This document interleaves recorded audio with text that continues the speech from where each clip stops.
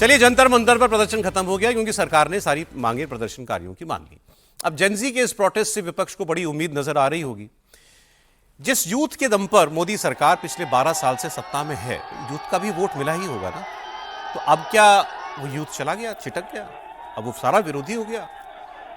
क्या यूथ किसी दुविधा में है? जो लोग इस आंदोलन में दिखे, क्या ये सारे सिर्फ मोदी के विरोधी ही हैं या इस मुद्दे को लेकर विरोध था? अभी तक हम चूंकि अब कुछ डेटा मैं आपको देता हूं, क्योंकि क्या मोदी की लोकप्रियता कैसे मापेंगे आप? किसी सर्वे से मापेंगे? किसी भी सर्वे से ज्यादा और प्रामाणिक होता है किसी इलेक्शन का रिजल्ट। तो वो मैं आपको कुछ डेटा दिखाने जा रहा हूं। यंग जनरेशन जो है वो हर चुनाव में बीजेपी की एक ताकत बनकर उभरी है सिंस 2014। 2019 के लोकसभा चुनाव की बात से शुरू करते हैं। 40% युवा वर्ग मोदी सरकार के साथ था, तब बीजेपी को 303 सीटें आई थी। 2024 लोकसभा चुनाव में 39% नौजवान वोटर बीजेपी के साथ आया था।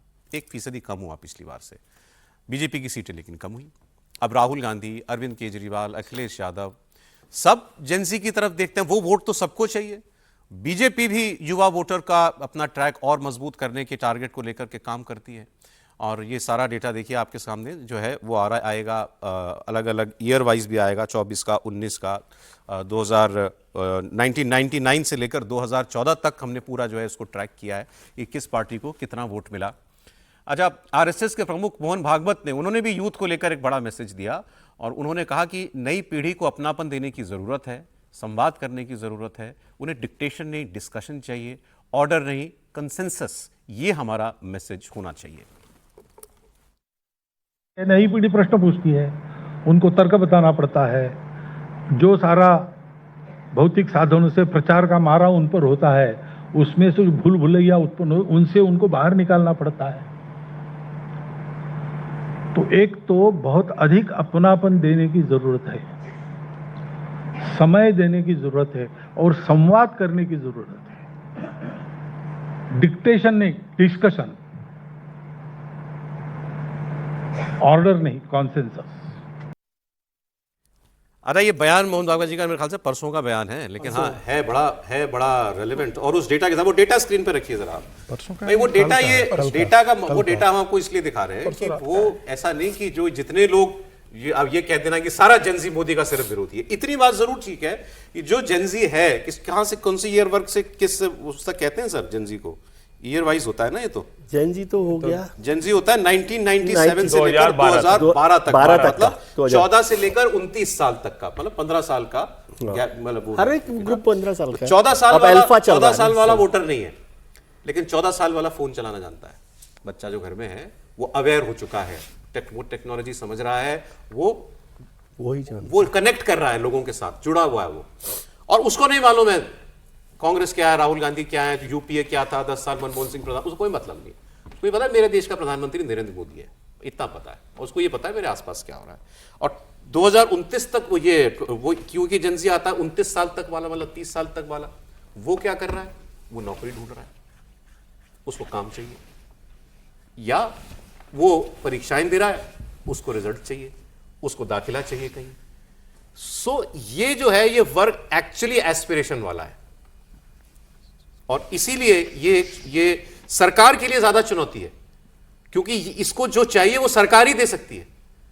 ऑपोजिशन के लिए बड़ा आसान है, अगर इसमें कहीं असंतोष हुआ उसको बड़ा बना देना। गलत तो नहीं सर कहीं बात त्रिपाठी जी? ठीक बात है, लेकिन शुरुआत ही यहीं से करूं कि अभी तक तो सफल नहीं हो पाया अपोजिशन। और नरेंद्र मोदी से नाराजगी है, लेकिन नरेंद्र मोदी से ही उम्मीद, ये भी यूथ के साथ दिख रहा है। और जो मैं थोड़ा जल्दी कर गया था, मुझे नहीं पता था कि 2:30 वाले में आप बात करेंगे, तो थोड़ा जल्दी। लेकिन आप जरा सोचिए, वो तो जेनजी से भी पीछे का मामला है ना। छोटे छोटे बच्चे अगर नरेंद्र मोदी के उस मिडनाइट स्टेटमेंट पर कमेंट कर रहे हैं, तो इसका मतलब वो अट्रैक्ट तो मोदी कर रहे हैं उनको। फिर अगर वो ये कह रहे हैं कि ये ऐसे होना चाहिए, ऐसे होना चाहिए, यानी उनके बीच में वो चर्चा हो रही। और मेरा एक बड़ा स्पष्ट मानना है, मैं ये लगातार कहता भी रहा हूं कि नरेंद्र मोदी कई बार मतलब अहंकारी भी दिखते हैं, अरे नहीं करेंगे, जो करना हो कर लो, लेकिन सबसे ज्यादा फ्लेक्सिबल पॉलिटिशियन है वो आदमी। मतलब उनको अगर समझ में आ गया कि इस एक चीज से ठीक हो सकता है तो वो काम वो ठीक कर लेंगे। लेकिन चूंकि उनको पता है कि एडमिनिस्ट्रेटर के तौर पर आप हर वक्त झुके झुके से दिखें तो ये तो बड़ा खराब एडमिनिस्ट्रेटर होता है। तो एडमिनिस्ट्रेटर को तो हमेशा ताकतवर दिखना चाहिए, एकदम जो कहेगा जो करेगा एकदम अड़ा रहेगा। लेकिन जरूरत पड़ी तो झुक गए, और इस बार भी ये होता हुआ दिखा। मुझे लगता है इसकी वजह से अभी भी वो गैप भी देख लीजिए ना, 18 से 35 साल वाला, ये हाँ 39 और 21 24 का ही तो है ये। तो ये लगभग 40% वोट मोदी को मिला, मोदी को मिला, तो ये बहुत बड़ा नंबर है।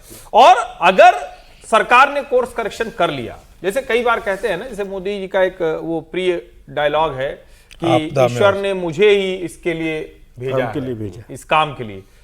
अगर कहीं ईश्वर ने उनको शिक्षा के सुधार के काम के लिए भेज दिया होगा तो आप समझिए नेक्स्ट 20 इयर्स तो फिर आप कोई लड़ाई लड़ ही नहीं पाएंगे, अगर इस सरकार ने उसको कर दिया।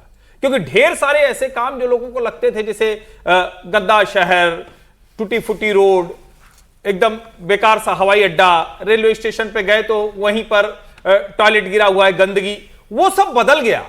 लेकिन अगर शिक्षा के क्षेत्र में ये हो पाए, और इसमें एक बड़ी चीज है, बड़ी तेजी में प्राइवेट और पब्लिक यूनिवर्सिटी बढ़ी है। आप जरा सोचिए ना, एक साथ अगर इतना तेजी में बढ़ेगा तो उसको क्वालिटी करना मुश्किल हो रहा है। क्योंकि आप वो बच्चे पढ़ के निकल रहे हैं, कहने को तो कोर्स खूब खुल गए, खूब बढ़िया हो गया, लेकिन ना तो उतने बढ़िया टीचर तैयार हुए, ना उतने अच्छे बच्चे तैयार हुए। अब जब दोनों नहीं तैयार हुए तो लेकिन नौकरी तो दोनों को चाहिए, लड़ाई में उसी है। तो जो दोनों के बीच का अंतर है बहुत बड़ा। अगर एजुकेशनल रिफॉर्म नरेंद्र मोदी की सरकार कर पाई तो सचमुच नेक्स्ट 20 ईयर जो यूथ होगा शायद कहीं और देखना भी पसंद नहीं करेगा, अगर कर पाई तो। अरे एक फर्क और है, ये आप देखिए इसको, खास तौर पर जब से स्मार्टफोन आया, फोन भी तो डेवलप हुआ ना सबके साथ, एज के साथ। तो पहले वो छोटा वाला फोन जो है जिससे केवल बात हो पाती है, वो था शुरुआत में। अब तो बड़ा वाला फोन है और सबके पास, सब हर वर्ग के व्यक्ति के पास जो है स्मार्टफोन आज लगभग आ गया है। स्मार्टफोन की पेनिट्रेशन बहुत ज्यादा है। तो किसी ने मुझे ये भी कहा कि देखिए भारत में जो लैक ऑफ डेवलपमेंट या बैकवर्डनेस थी किसी भी क्षेत्र के अंदर, किसी भी क्षेत्र के अंदर पहले थी बहुत, लेकिन ऐसे सर्कुलेट तो नहीं होती थी। आज तो वो फोन पर अमेरिका और स्विट्जरलैंड भी देख रहा है और फिर वो अपने आसपास भी देख रहा है। तो उसको ये भी दिख रहा है कि भाई मुझे तो वैसा चाहिए ना, आप मुझे वैसा वाला क्यों नहीं दे पा रहे हो, मुझे वैसी वाली यूनिवर्सिटी क्यों नहीं दे, मुझे करण जौहर वाली यूनिवर्सिटी चाहिए जो आई थी, जो पिक्चर करण जौहर की वाली, उसकी शाहरुख खान जी की पिक्चर, वैसी यूनिवर्सिटी दीजिए ना मुझे। व्हाट्सएप यूनिवर्सिटी भी तो मिल गई सर। इसी फोन ने व्हाट्सएप यूनिवर्सिटी दे दी है, उसी पे ज्ञान लेके फिर सब ज्ञान देते हैं। लेकिन मुझे लगता है कि अच्छा आप बोलिए। सच तो ये है कि हम एक मास एजुकेशन देने वाले इंस्टीट्यूशन के रूप में इमर्ज कर रहे हैं, जहां हम डिग्रियां पैदा करते हैं, क्वालिटी पैदा नहीं करते हैं। दुनिया के जितने बड़े अच्छे कंट्री हैं वहां पर 78% अमेरिका के अंदर जो है 78,000 PhD होता है।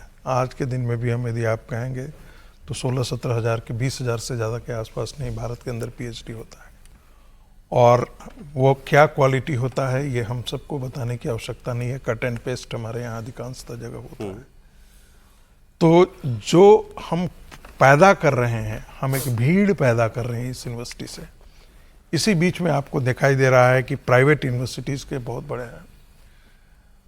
आज के दिन में कम से कम 1500 यूनिवर्सिटी हमारे यहाँ 1200-1300 जरूरत है ना, लेकिन उसकी भी मैं फिर बता रहा हूँ, तो आप नहीं पूर्ति कर सकते। मैं फिर आपसे कह रहा हूँ, लेकिन वो यदि हमको मौका मिला है उन यूनिवर्सिटी में जाने का और उनके रिकॉग्निशन का, एक लाइन बोलूं, आप जवाब उसका दीजिएगा। हाँ। कल दरअसल ये चर्चा होते हुए और जो मुझे समझ में भी आया, मुझे लगता है, मतलब हो सकता है मैं गलत हूं, ये गेस्ट फैकल्टी का प्रचलन भी खत्म होना चाहिए, मतलब जिसकी कोई जवाबदेही नहीं है, जो शोषण भी है।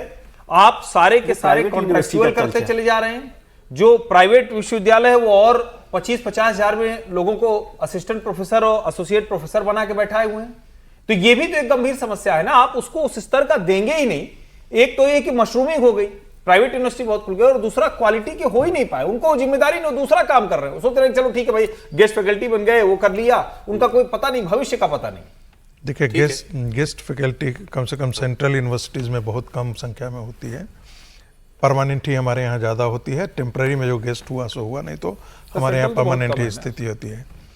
लेकिन जो प्राइवेट यूनिवर्सिटी में है वहाँ हमको जाकर के यूजीसी की तरह टीम से हमको मौका मिला है 20,000 रुपये पे, 25,000 रुपये पे। जब आप 20,000 रुपये पे, 25,000 रुपये पे आप ग्रेजुएशन के बच्चों को पढ़ाने के लिए आप रखेंगे तो क्या क्वालिटी आप पैदा कर रहे हैं? बिल्कुल ठीक है सर, जो ठीक आप है। नेट पैदा कर रहे हैं उसमें बहुत अच्छी बड़े बात है घपले कि हो रहे ये हैं। सब डिस्कशन भी हो रहा है हमारे प्रोग्राम में, ये बातें और